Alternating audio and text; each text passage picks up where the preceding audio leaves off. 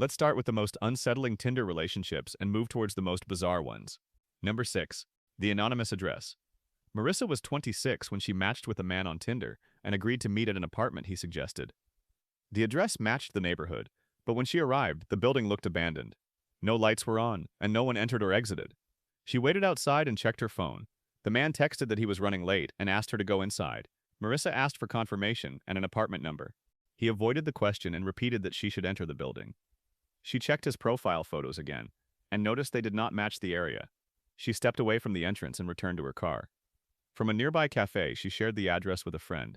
The friend searched the location and found reports linked to scams. Marissa blocked the man and reported the profile. Police later confirmed the address had been used in multiple similar incidents involving fake profiles. The meeting never happened. Marissa drove home safely and later shared screenshots online to warn others. Investigators advised users to verify locations, meet in public places, and leave immediately if details change.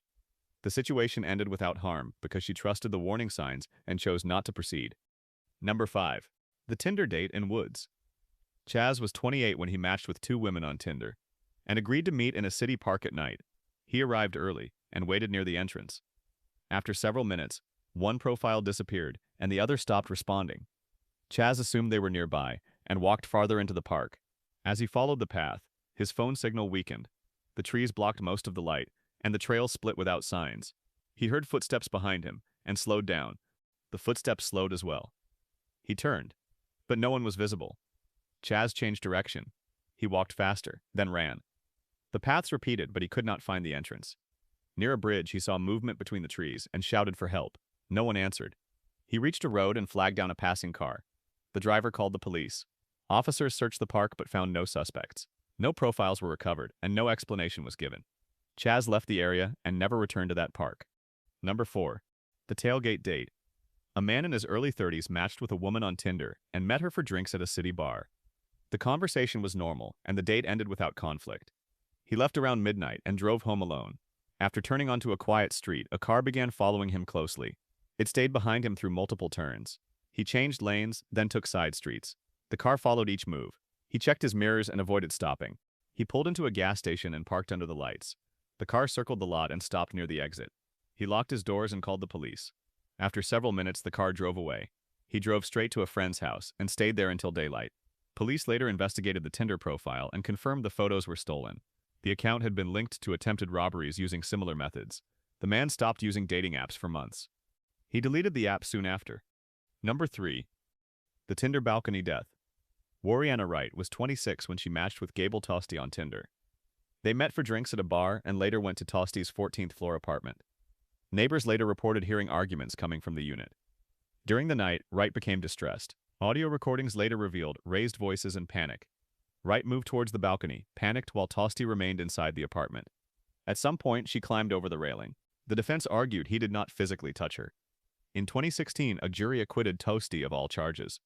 The case ended without a conviction. Wright's death was ruled a tragic fall following a Tinder date. Number 2. Deadly dinner date. Jovi Pilapila was a mother of 4 when she matched with Keith Collins on Tinder. They planned dinner at a local restaurant. The evening began normally until a man entered the building carrying a knife. The man was Jovi's ex-husband, who had been stalking her. He approached the table. Keith stood up, and the attacker lunged. Keith was stabbed in the chest and collapsed. Jovi was stabbed multiple times as patrons fled. Emergency services arrived quickly. Keith was pronounced dead at the scene. Jovi survived and was hospitalized with serious injuries. Police arrested the ex-husband nearby. Investigators later confirmed that her ex-husband had followed Jovi for weeks. The restaurant closed for the night as evidence was collected. The case led to renewed warnings about personal safety during online dating. Number 1. The date that ended a journey. Grace Millane was 21 when she arrived in Auckland, New Zealand in December 2018. She was a British tourist traveling alone and documenting her trip online. On December 4th, she matched with a local man, Jesse Shane Kempson, on Tinder. They met in the city center and were seen entering his apartment building later that evening. CCTV showed them riding an elevator together. That was the last confirmed footage of Grace alive. Inside the apartment, an argument occurred. Kempson killed Grace that night. Over the following days, he used her phone, deleted messages, and searched the internet for ways to cover the crime. On December 8, police charged Kempson with murder.